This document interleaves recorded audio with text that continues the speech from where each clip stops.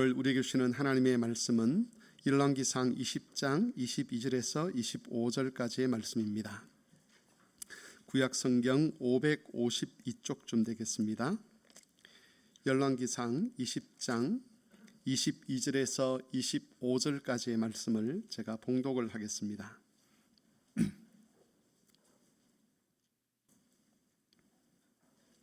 봉독하겠습니다. 그 선지자가 이스라엘 왕에게 나아가 이르되 왕은 가서 힘을 기르고 왕께서 행할 일을 알고 준비하소서. 해가 바뀌면 아람 왕이 왕을 치러 오리이다 하니라. 아람 왕의 신하들이 왕께 아뢰되 그들의 신은 산의 신이므로 그들이 우리보다 강하였거니와 우리가 만일 평지에서 그들과 싸우면 반드시 그들보다 강할지라.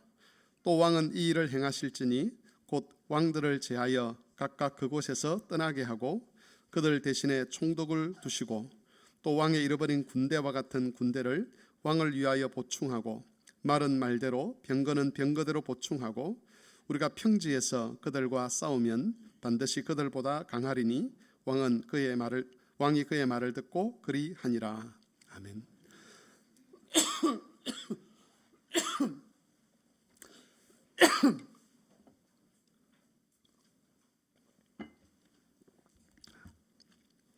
교회의 역사를 예수님 이후부터 지금까지 쭉 살펴보면 교회의 치명적인 위해를 가한 이들은 언제나 교회 안에 있던 사람들이었습니다. 특별히 거짓 선생들과 그 가르침들은 어떤 경우에는 한 세대뿐만 아니라 몇 세대에 걸쳐서 교회를 병들게 하기도 하고 또 건강한 교회를, 또 참된 교회를 박해하는 그런 주체가 되기도 했었습니다. 그래서 교회는 늘 이런 거짓 선생들과 그 가르침에 미혹되지 않도록 조심을 해야만 합니다. 요즘은 유튜브라는 매체를 통해서 자기 본 교회 목사의 설교 말고도 전국적으로, 아니 전 세계적으로 흩어져 있는 그런 사람들의 가르침들을 성도들이 쉽게 접할 수 있게 되었습니다. 여러분들이 그런 가르침들을 접할 때에 유의해야 될 것이 있는데, 그것은 그 말이, 그 가르침이 정말 하나님의 말씀에서 비롯된 것이 맞느냐 하는 겁니다. 그냥 상식적으로 괜찮아 보이고 또 그럴듯해 보이고 당연한 말처럼 여겨질 수 있지만 정말 성경의 구체적인 가르침에서 근거한 내용이냐, 아니면 사람들의 이론이나 철학이나 이런 사상에서 나온 말인가 하는 것들을 잘 살펴야 한다는 겁니다. 최근에 저는 저를 향해서 사탄이다, 또 바퀴벌레다, 또 교회의 유한용이다 하는 이런 말들을 들었습니다. 그 말은 제가 하는 설교가 성경의 가르침에서 나온 말이 아니라 교회를 위해하는 또는 교회를 파괴하는 것이다 라는 그런 주장이겠지요. 거짓 선생이라는 그런 말입니다.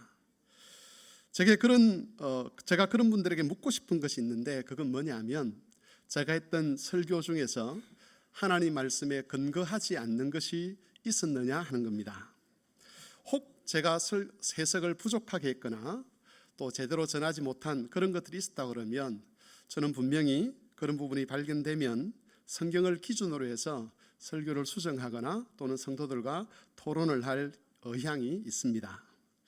다만 성경을 기준으로 삼지 않는 사람들과는 이런 이야기를 할 필요가 없는 거지요.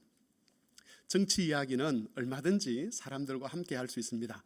예수를 믿지 않는 사람들과도 그런 이야기를 할 수 있고, 또 저와 비슷한 생각을 가진 사람들과도 논의할 수 있지만 저와 다른 생각을 가진 사람들도 합리적인 이야기들을 할 수 있을 것입니다. 하지만 하나님의 말씀에 관한 것, 교리에 관한 것은 세상의 철학이나 이론이나 사상이 아니라 철저하게 하나님의 계시의 말씀에 근거한 것이어야 합니다.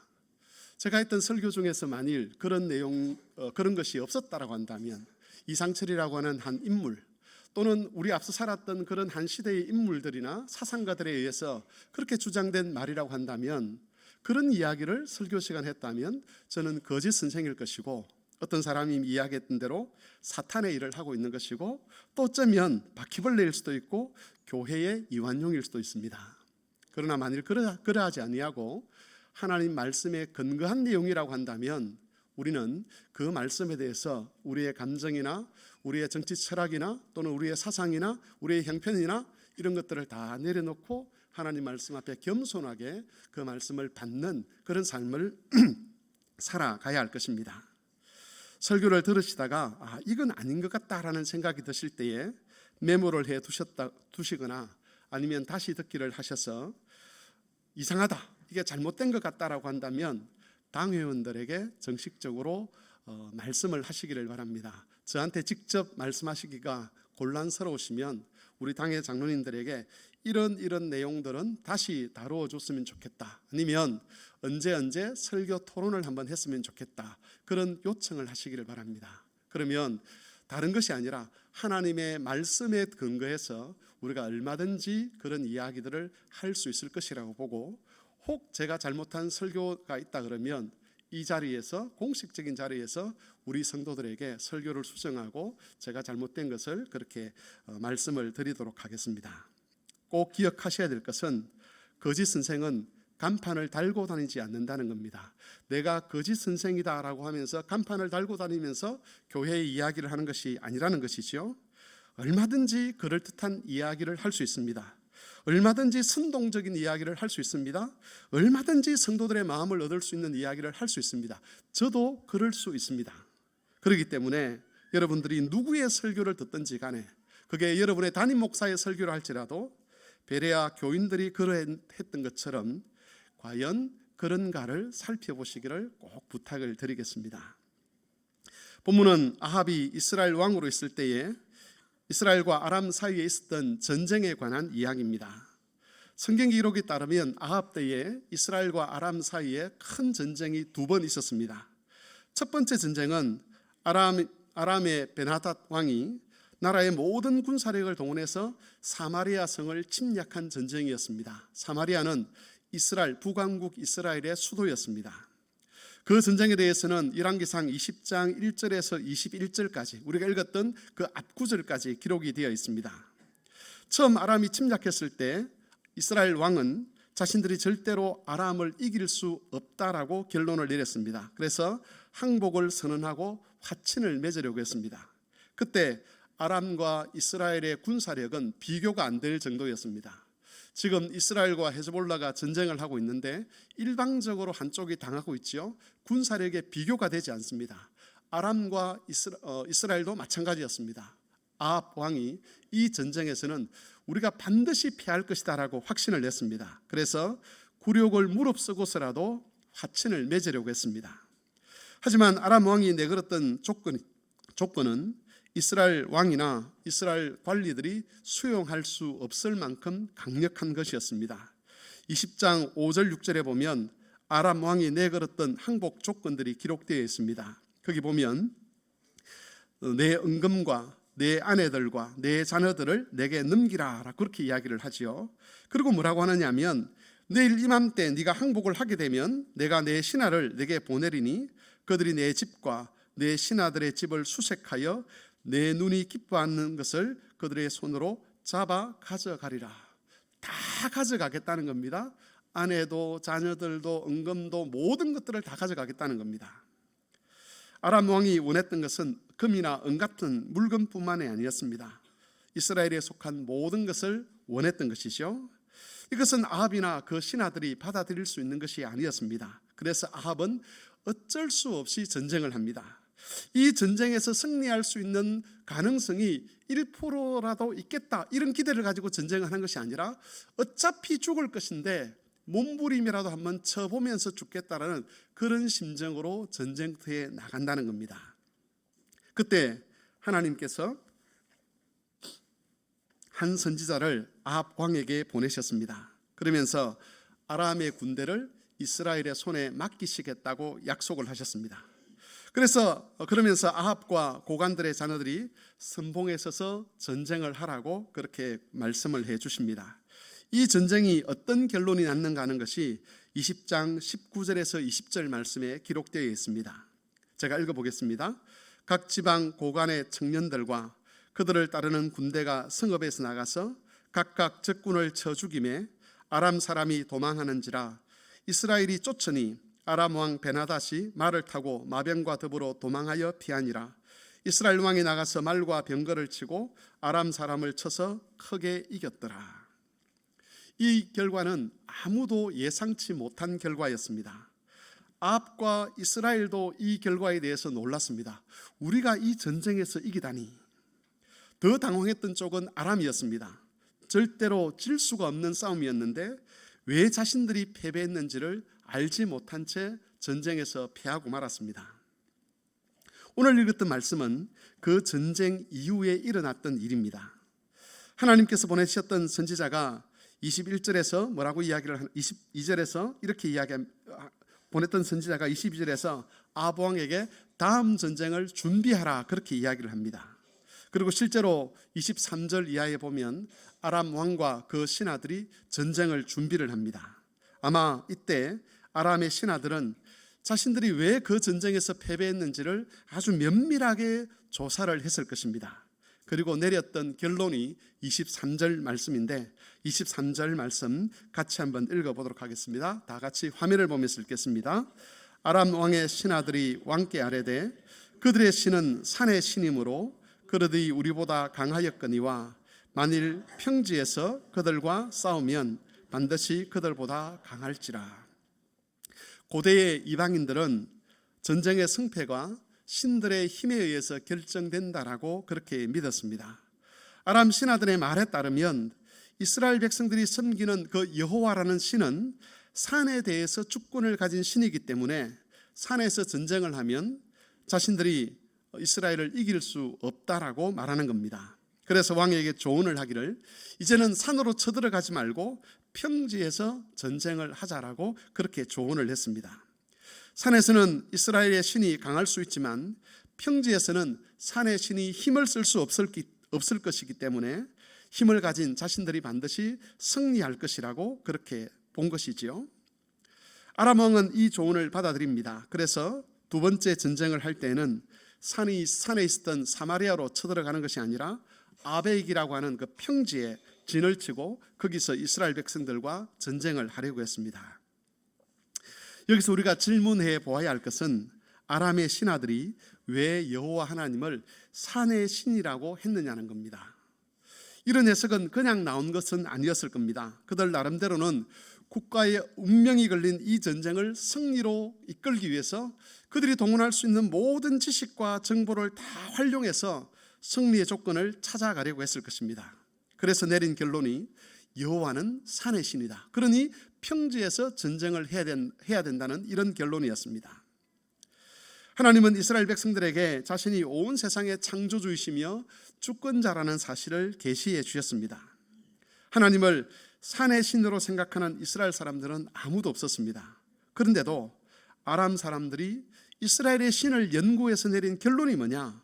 이스라엘의 하나님은 산의 신이라는 겁니다. 여러분, 아람 사람들이 왜 이런 결론을 내렸겠습니까?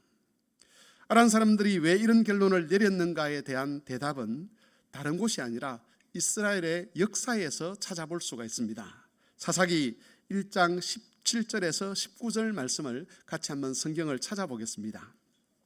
사사기 1장 17절에서 19절 말씀, 사사기 1장 17절에서 19절 말씀을 같이 한번 성경을 찾아서 읽어보도록 하겠습니다.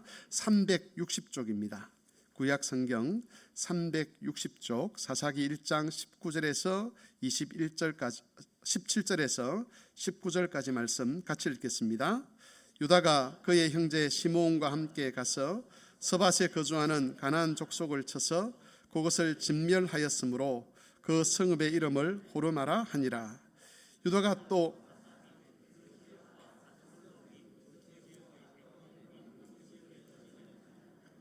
여호와께서 유다와 함께 계셨으므로 그가 산지 주민을 쫓아내었으나 골짜기의 주민들은 철병거가 있으므로 그들을 쫓아내지 못하였으며.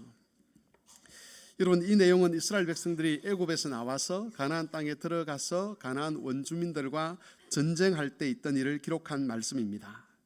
유다 지파 사람들이 시므온 지파 사람들과 힘을 합쳐서 가나안 원주민들과 전쟁을 했습니다. 그 전쟁에서 산에 사는 가나안 사람들과 전쟁을 했을 때는 다 승리를 했습니다.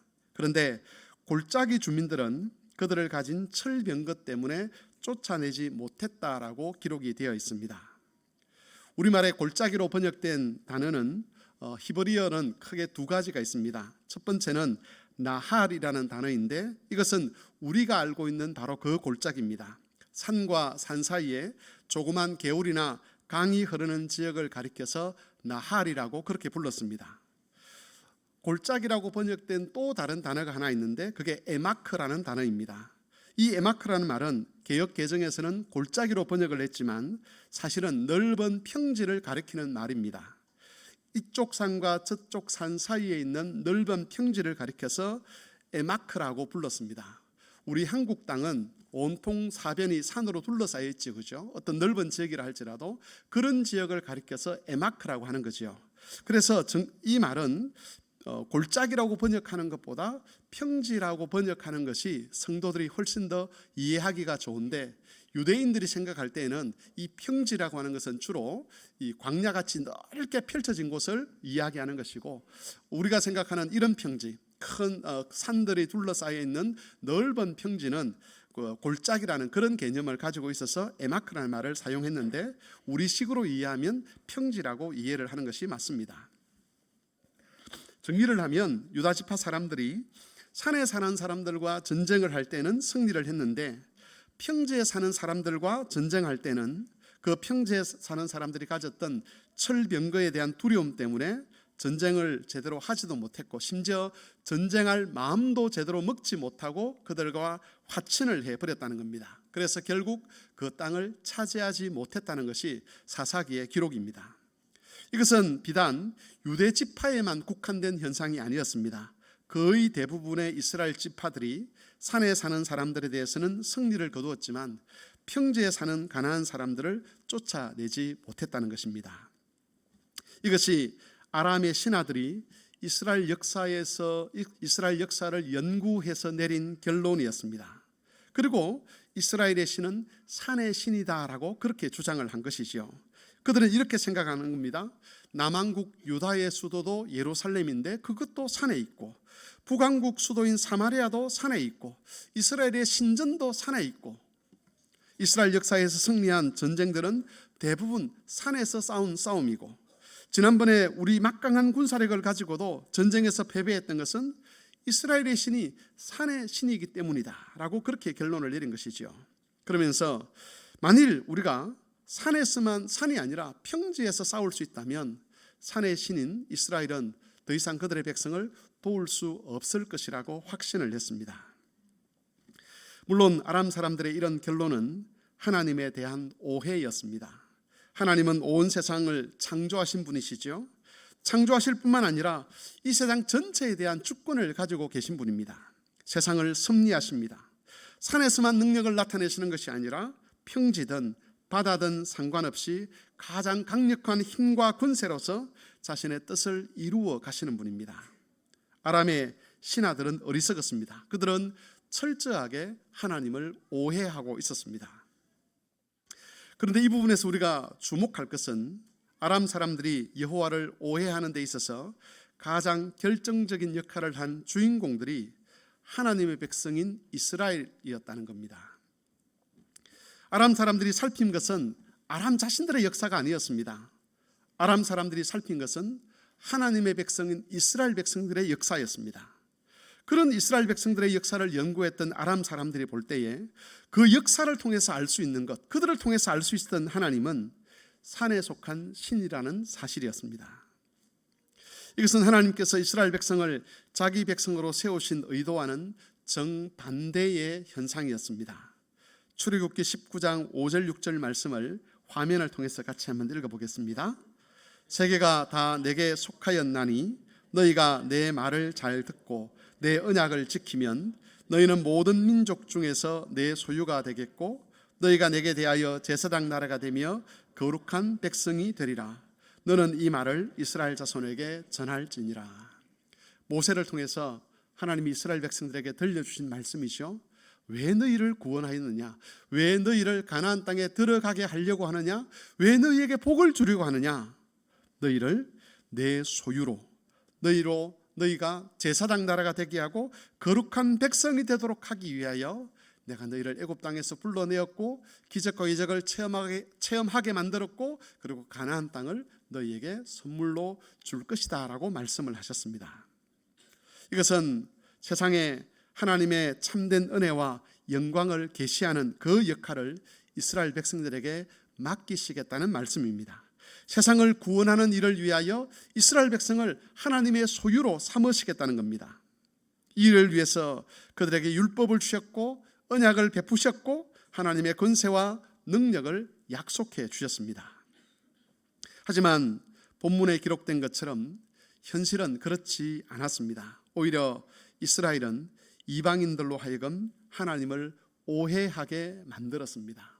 온 세상의 창조주이신 그분, 온 세상의 주권자이시고 지금도 권세와 능력으로 하늘과 땅에 속한 모든 힘으로서 자기 백성을 지키고 보호하시고 자기 뜻을 이루어 가시는 그 하나님을 산의 신이라고 부를 만큼 빈약한 그런 하나님으로 만들어 버렸다는 겁니다.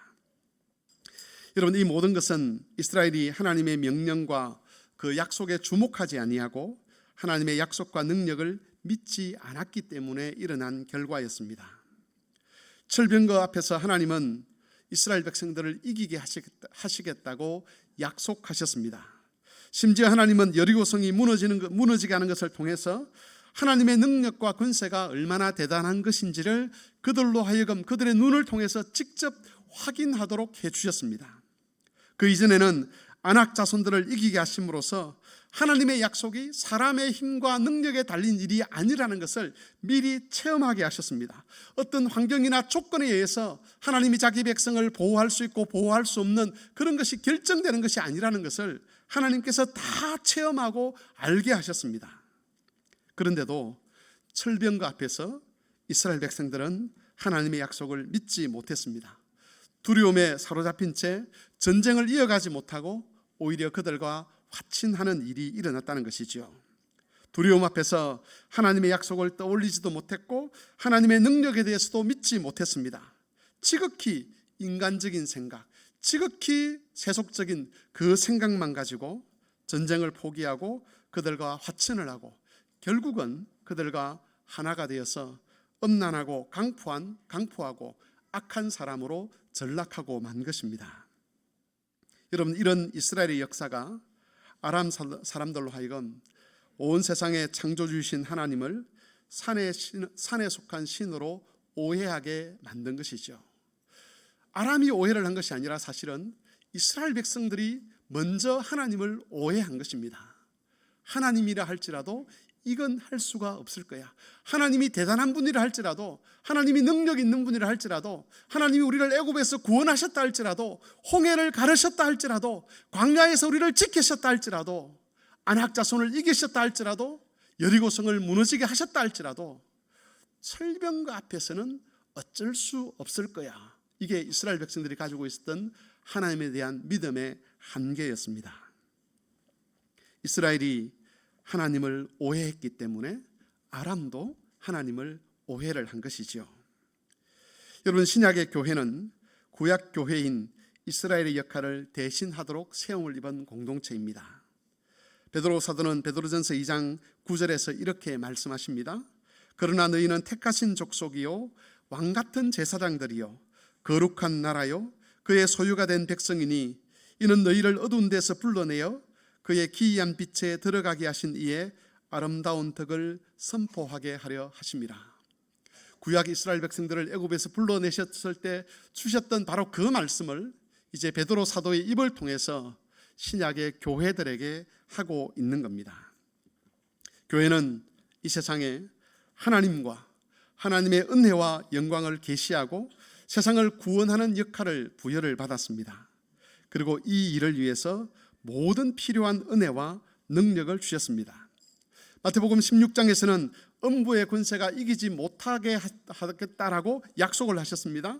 마태복음 28장에서는 말씀을 가르치고 세례를 주어 제자를 삼을 수 있도록 하늘과 땅에 속한 모든 권세를 주시겠다고 그렇게 약속을 하셨습니다.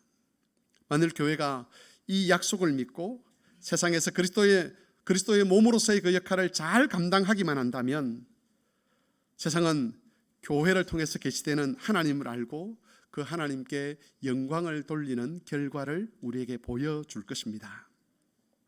가정에서 믿지 않는 배우자들 때문에 염려하고 근심하는 분들이 계시죠. 어떻게 하면 내 아내에게, 내 남편에게, 내 자녀에게, 내 부모에게 이 영광스러운 하나님, 이 복되신 하나님을 알려줄 수 있을까라고 그렇게 고민하는 분들이 많을 겁니다. 여러분, 우리가 할 수 있는 게 없지 않습니까? 어떻게 죄인들이 하나님을 드러내는 일을 할 수가 있겠습니까? 그런데 우리가 하나님의 약속의 말씀에 신실하고 그 말씀에 순종할 때에 하나님께서 우리를 통해서 그런 하나님을 계시하시겠다고 약속해 주셨습니다. 하지만 한국 사회나 이 세상에서 일어나는 일들을 보면 교회나 성도들이 그 역할을 제대로 해내고 있다는 확신을 하기 어려운 것이 사실입니다. 사람들이 하나님을 어떻게 알고 있는가를 가만히 살펴보면, 특별히 이 세상이 하나님을 어떻게 알고 있는가를 가만히 살펴보면 하나님께서 우리에게 계시하셨던 것과는 전혀 다른 그런 모습으로 세상 사람들이 하나님을 알고 있습니다. 차이가 너무 난다는 것이죠. 사람들은 이렇게 말합니다. 하나님은 잔인한 하나님이다. 복수하시는 하나님이다. 가난한 사람들과 죄인들에 대해서 관심이 없으시고 매정하신 하나님이다. 정치적인 하나님이다. 꼰대 같은 하나님이다.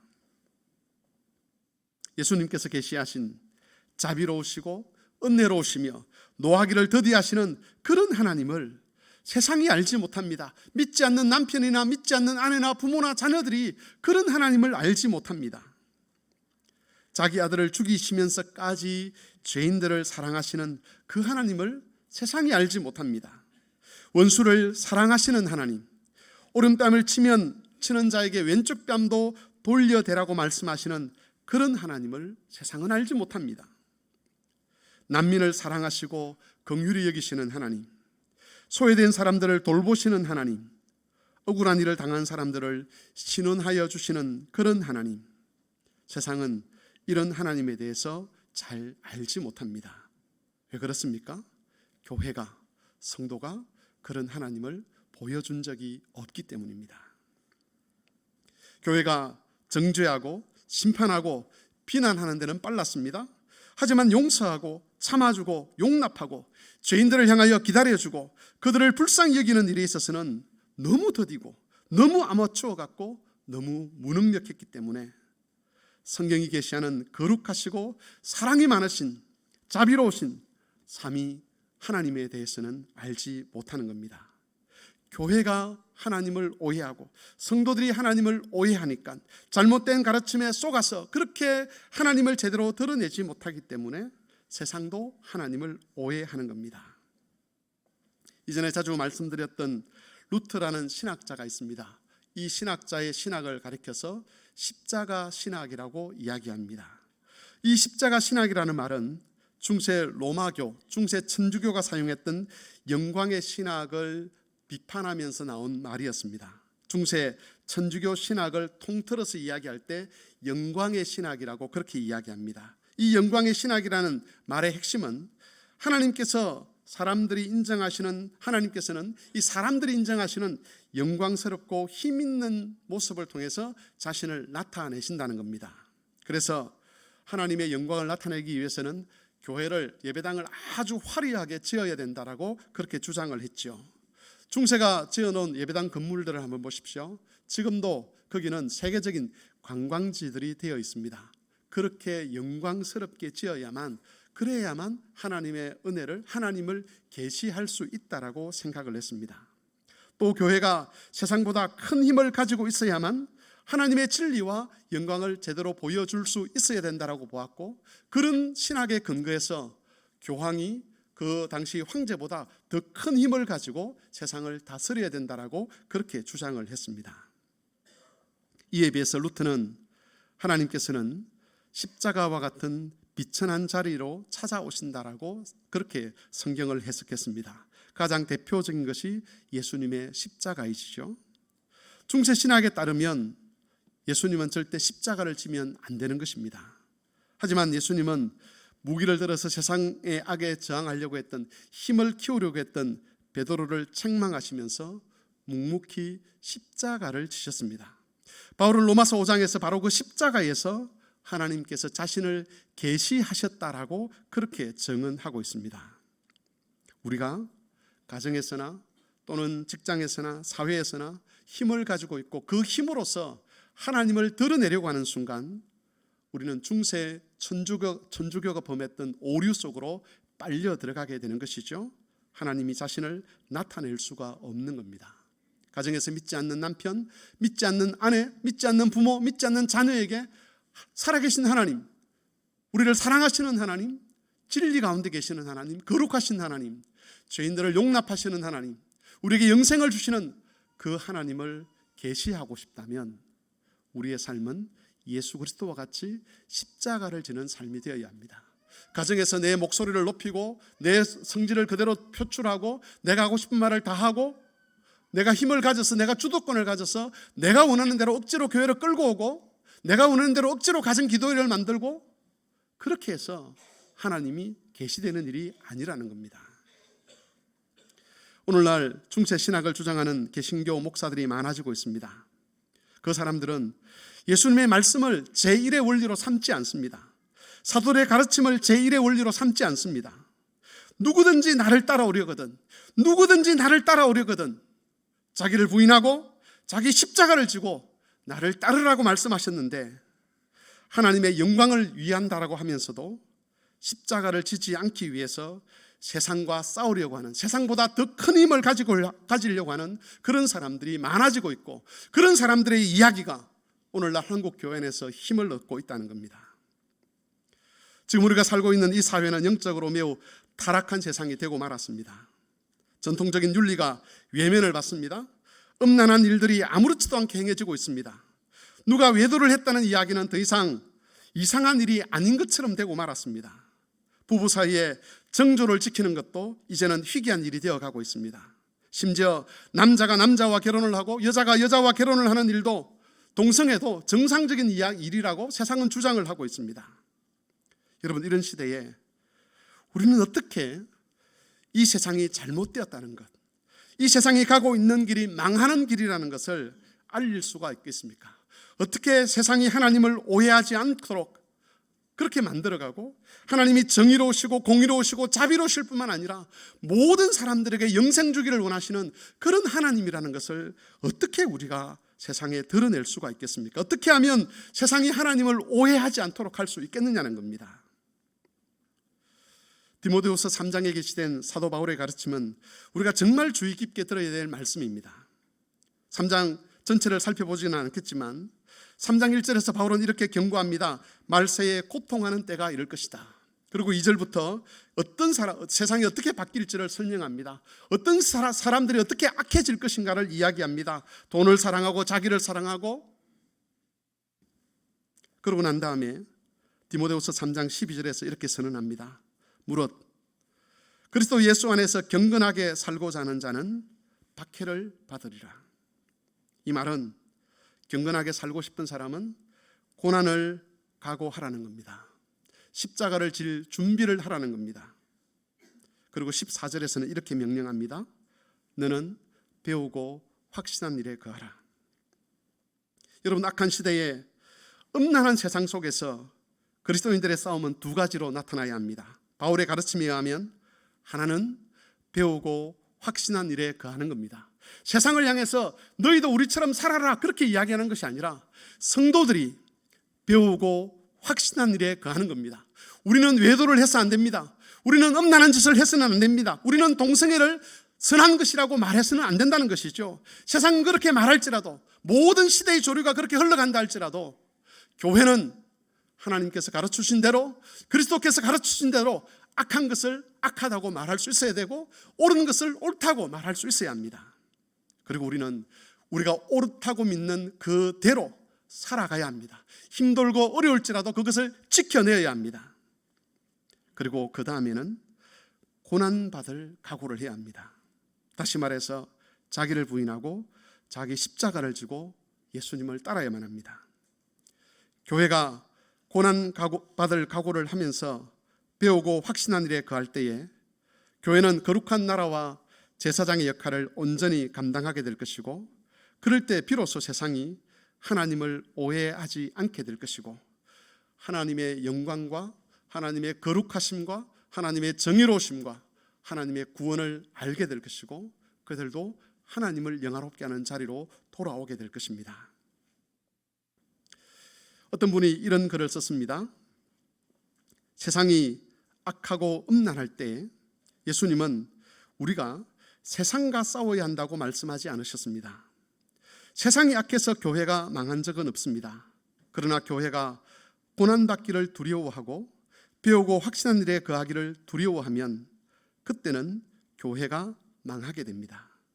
우리가 싸워야 될 상대는 악한 세상이 아니라 그 악한 세상을 두려워하고 오히려 그 악한 세상을 따르고 싶어하는 우리의 죄된 욕망입니다. 교회 여러분, 이스라엘은 하나님을 오해하게 만들었습니다. 철병거에 대한 두려움 때문에, 세상이 자기들보다 힘이 있다는 그 두려움 때문에 하나님께서 명령하신 원리를 따르지 못했고, 그것 때문에 하나님을 산지에 속한 신으로 만들고 말았습니다. 교회가 말씀의 원리를 벗어나게 되면 세상이 하나님을 오해하게 될 것입니다. 세상이 하나님의 이름을 모욕하고 조롱하는 일이 일어나게 될 것입니다. 우리는 하나님의 영광과 은혜를 바르게 나타낼 수 있어야 합니다. 그 길은 정해져 있습니다. 바로 하나님의 참 형상이신 예수 그리스도를 따라 십자가를 지는 길입니다. 고난을 각오하는 것입니다. 우리 안에 있는 두려움과 싸우고, 우리 안에 있는 불신과 싸우고, 우리 안에 있는 죄된 욕망, 돈을 사랑하는 마음, 권력을 사랑하고 명예를 사랑하는 마음, 그런 것과 싸우면서 배우고 확신한 일에 거할 때에 주님께서 약속하신 대로 음부의 권세가 교회를 이기지 못하게 될 것이고, 하나님이 교회에 주신 하늘과 땅에 속한 모든 권세로 말미암아서 말씀을 가르치고 성례를 베풀고 제자 삼는 이 사역은 주님 오시는 그날까지 효과적인 사역으로 열매를 맺게 될 것입니다. 초대교회가 그랬던 것처럼 우리가 비록 세상에서 힘없는 자가 될 수는 있지만, 우리가 붙들고 있는 복음은 힘없는 복음이 아니라 그 복음을 따라 살아갈 때, 그 복음의 가치를 따라 고난받을 때 세상의 문을 취할 수 있는, 대적의 문을 취할 수 있는 그런 교회가 될 것입니다. 그러므로 교회 여러분, 세상을 두려워하지 마시기를 바랍니다. 세상이 어떤 법을 정하고 어떤 규칙을 정하고 어떤 그런 제도를 만들어낸다 할지라도 그 제도가 하나님의 교회를 망하게 할 수 없습니다. 우리가 진리 안에 머물고 있다면, 우리가 주님 가르치신 대로 성실하게 신실하게 주의 말씀에 따르고 고난받기를 두려워하지 않는다면 오히려 우리는 약한 중에 강한 자가 되어서 초대교회가 그랬던 것처럼 그 강력한 로마 제국을 삼켰던 것처럼 이 세상을 우리가 집어삼킬 수 있는 그런 힘을 얻게 될 것입니다. 우리 자녀들 역시 우리가 믿음으로 잘 가르치면, 그리스도의 말씀을 따라서 온 마음과 뜻과 힘과 정성을 다해서 믿음을 전수하고자 하면 하나님의 성령께서 침묵하지 않으실 것이고, 이 악한 세상 속에서 우리의 자녀들을 반드시 지켜내실 것입니다. 그런 약속의 말씀을 믿고 다른 것이 아니라, 다른 이론이나 사상이 아니라 그리스도의 말씀대로 나아가는 그런 성막교회가 될 수 있기를 바랍니다. 주의 말씀을 생각하며 같이 기도하겠습니다. 교회 여러분, 제가 목소리를 좀 높였는데요, 우리가 따라야 될 분은 예수 그리스도입니다. 어떤 인간적인 사상이나 선동도 우리에게는 길이 될 수가 없습니다. 예수께서 말씀하신 길이라면 그 길을 가야 되겠지만, 그 길이 정말 예수께서 말씀하신 길인지, 사도들이 가르쳐 주신 길인지를, 또 교회 전통 속에서 우리가 인정할 수 있는 길인지를 잘 살펴서 가야 합니다. 그럴 때에 교회는 절대로 흔들리지 않을 것이고, 교회는 절대로 망하지 않을 것입니다. 우리의 믿음은 절대로 회파되지 않을 것입니다. 우리 성막교회가, 그리고 이 한국교회가 그리스도를 따라 진리의 말씀을, 진리의 길을 걸어갈 수 있도록 주께서 도와주시기를 같이 한번 기도하겠습니다.